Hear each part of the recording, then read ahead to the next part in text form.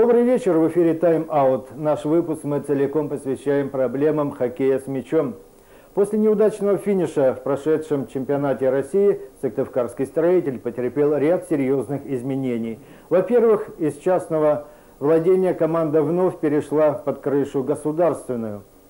Во-вторых, перед началом сезона команду покинуло 10 ведущих игроков. Как возник частный хоккейный клуб, причины его банкротства и дальнейшее развитие хоккея с мячом в Республике Коми – это и будет основной программой нашей передачи. Но обо всем по порядку.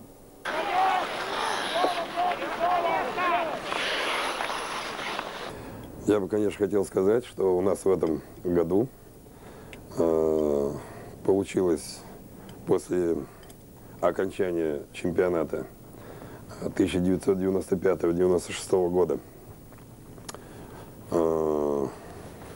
чемпионата России по хоккею с мячом, получилось некоторое такое недоразумение, будем говорить так, я считаю это, с клубом, потому что клуб в сущности распался. Клуб был организован как коммерческое предприятие, и те, кто занимались работой клуба и его руководством, в частности его президент, вице-президенты, полностью, будем говорить так, о команде забыли, как о таковой. Потому что за последние 4 месяца игрокам клуба не выплачена зарплата, но зарплата не выплачена не бюджетная, значит, а зарплата не выплачена именно от самого клуба. Дело в том, что такое само по себе клуб. Клуб – это предприятие, которое должно самофинансироваться и самоокупаться. Но, учитывая такую вот сложную обстановку, в 1994-1995 году, в начале года, мы пришли к выводу, что необходимо клуб поддержать, потому как он развалится. Нельзя сказать, что клуб не получал поддержку от правительства. Всемирную поддержку, которая только могла быть оказана для нормального выступления команды, для нормального функционирования даже клуба, было оказано. Были выделены бюджетные деньги, были выделены материальные ресурсы. Ну, может быть, не в той степени, в какой бы хотелось руководству клуба, но достаточно для его существования. И было предложено, чтобы клуб занялся значит, работой конкретной по своему содержанию. Однако руководство клуба посчитало, что если клуб есть, и он существует в республике, то его полностью надо содержать только на бюджетные деньги. А мы приняли решение таким образом, чтобы установить гарантированный минимум, такой же, как имеет любой рабочий, скажем, шахтер, учитель, медик и так дальше. Гарантированный минимум заработной платы и обеспечение содержания клуба для каждого игрока в клубе. А все остальное, то, что было заключено по контрактам с клубом, значит, должен был доплачивать сам клуб.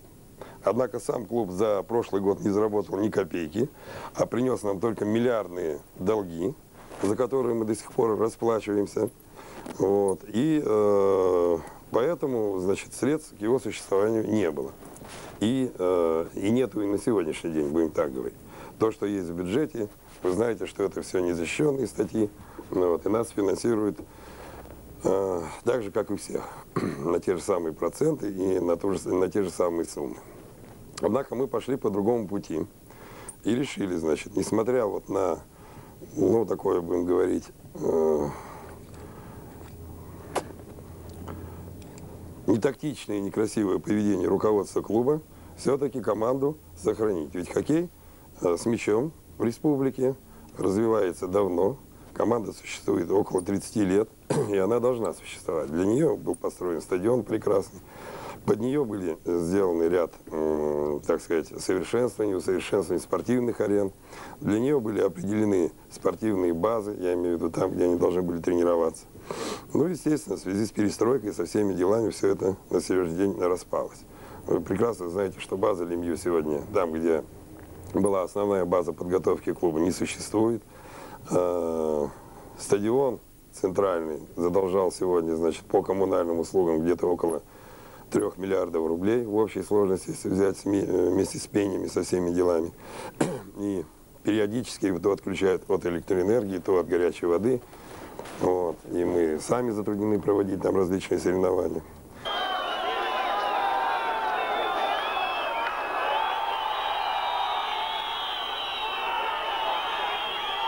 Ну, в 90-м году, когда началась чехарда, перестройка, естественно, команда никому не нужна была.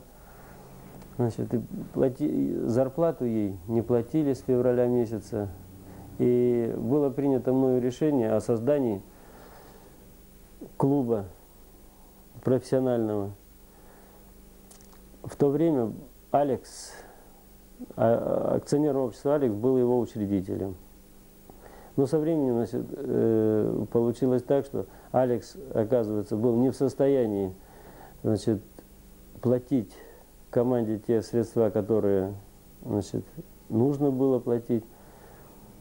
И поэтому Алекс ждал постоянно помощи сам как акционер общества от клуба больше, чем мы от него. И я решил создать новый клуб, где был единственным учредителем.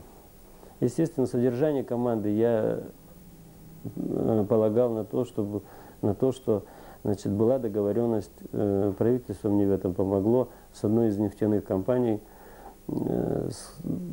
которая могла помочь нам. Но как таковой помощи не было, они отошли, и я остался один. Естественно, один тащить на себе такое бремя я не мог. А почему вы решили сделать клуб именно частным? Ну вот частным, потому что решил частным клуб сделать и быть сам учредителем этого клуба.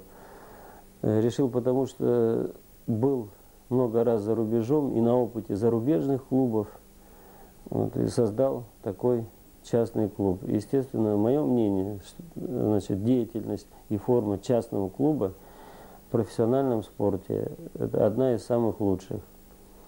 Может быть, у других другое мнение, я не знаю, но вот я твердо убежден, что частный клуб – одна из форм деятельности, которая бы привела клуб и команду к большим успехам.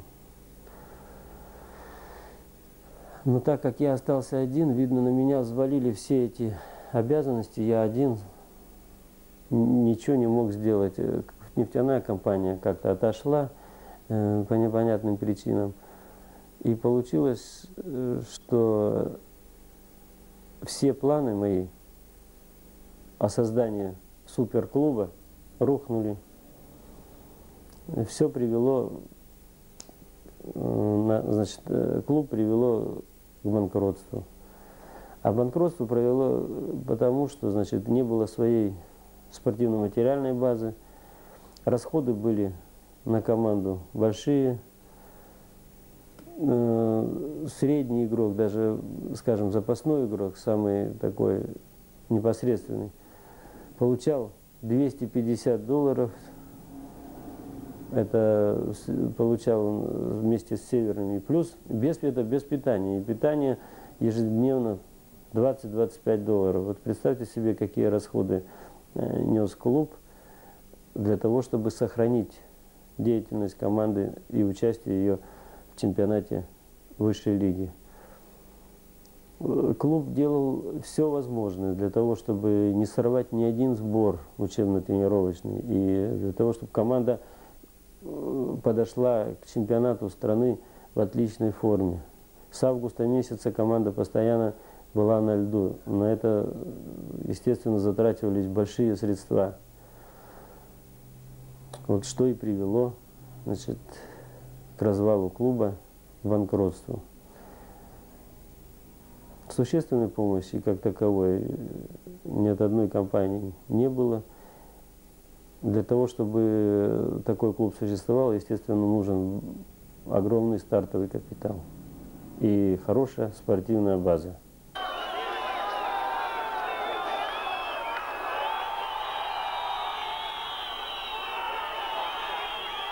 И все-таки мы приняли решение сохранить команду. А для того, чтобы ее сохранить, значит, надо организовать новый клуб. Новый клуб, который займется именно той деятельностью, которая необходима. Провели ряд совещаний, провели ряд встреч, значит, на самом высоком уровне в правительстве, определились по направлению этой работы, и сейчас эта работа движется.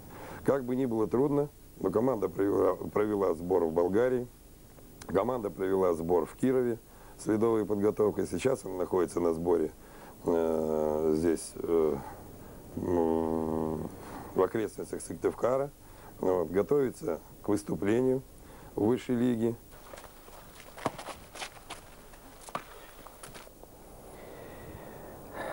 Второго числа мы участвовали в мини-хоккее в городе Кирове. 2 сентября. 2 сентября. С 2 сентября по 16 мы находились в городе Кирове. Турнир проходил с 11 по 16, 9 дней мы покатались. И выступили, мы заняли последнее место, но, если честно говорить, я на другое место и не рассчитывал. В связи с тем, что команду покинуло 10 человек. Ведущий Тимушев уехал в Норвегию. Вратарь Леденков, у него туберкулез. Это очень сложная болезнь. Защитник Хорошилов, непропускаемость клапана, это тоже серьезная болезнь, которая тоже закончил с хоккеем. У Нефельда очень сильный перелом. Гутеров ушел в Березники, Чугунов ушел. Он сам из Подлипок, из города Калининграда, он ушел в Красногорск, к сожалению. Шкурко и Устюжанин уехали в Архангельск в последний момент. В принципе, те, кто ушли, это ушли не местные, кроме Тимушева, который уехал в Норвегию, которому предложили хорошие условия, так что мы на него не обижаемся. А уехали варяги, которые приезжали сюда зарабатывать. Ну и их тоже, на них мы тоже не обижаемся и не держим зла. Поговорим о сегодняшнем дне. Мы пригласили новых 7 человек. Да, это не звезды хоккея. В связи с тем, что на звезд у нас просто нет денег купить их. Сейчас игрок высшей лиги стоит $30 000. К нам просились Подкидов, Самсонов из Мончегорска. Но вот тоже у Горького очень хорошая финансовая основа. Я забыл упомянуть этот город. Вот они купили этих игроков. Вообще Горький очень сильно укрепился. Они 5-6 игроков купили таких, которые ведущие на сегодняшний день в нашем хоккее. Мы купили 4, мы не купили, но я считаю, что они просто нам дали игрока из Кирова, вратарь, 2 защитника, 2 полузащитника и 2 нападающих. 3 игрока из Павлова на Оке. Один в прошлом сезоне забил 32 мяча, второй нападающий забил 25 мячей. Они играли по первой лиге, но я считаю, что забить 25 и 32 это все-таки люди играющие, они обыгранные. К сожалению, у нас, конечно, претензий нет в нашей школе. Она, к сожалению, без практики. То есть без игровой практики. Они тренируются, а играть практически не с кем. Мы почти 2 года даже не выезжали всеми возрастными группами на игры. А чемпионата как такового среди юношей у нас в городе нету. Это очень печально, конечно. Представляем обновленный состав команды «Строитель». Сергей Хрящев, полузащитник. Андрей Гресь, полузащитник. Сергей Демин, защитник. Сергей Надеев, полузащитник. Вячеслав Леготин, полузащитник. Денис Олейник, полузащитник. Игорь Коньков, защитник. Андрей Пескишев, защитник. Михаил Цивунин, полузащитник. Руслан Исаев, нападающий. Константин Агафонов, вратарь. Андрей Слобожанинов, вратарь. Константин Чужмаров, полузащитник. Максим Мартын, нападающий. Алексей Попов, нападающий. Андрей Зубенко, вратарь. Дмитрий Городчиков, полузащитник. Владимир Марков, нападающий. Эдуард Бай, тренер. Александр Кононов, массажист. Александр Шевяков, начальник команды. Валерий Маслов, главный тренер команды «Строитель». Еще 3 игроков на днях прибудут из города Павлов на Оке. Иногда даже может быть и полезна свежая кровь. Во всяком случае, мы будем прилагать все усилия как тренера. Все зависит от того, как мы будем готовы, как мы будем бегать, как мы будем стараться. Но у ребят желание хорошее.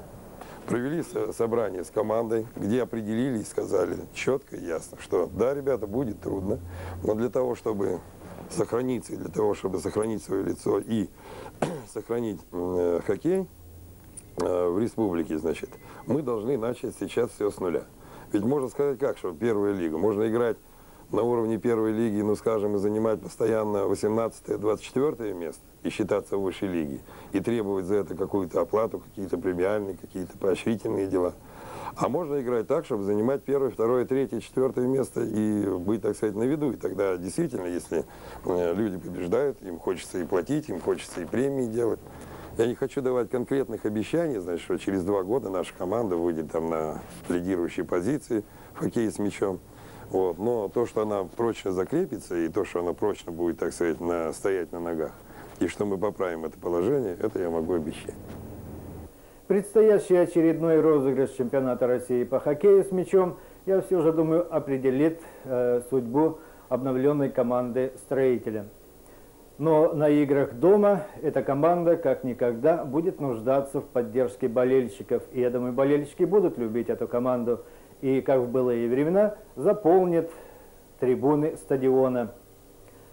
Следующая наша встреча состоится в четверг. Мы будем говорить о проблемах баскетбола и Зыряночки. Всего доброго. До свидания.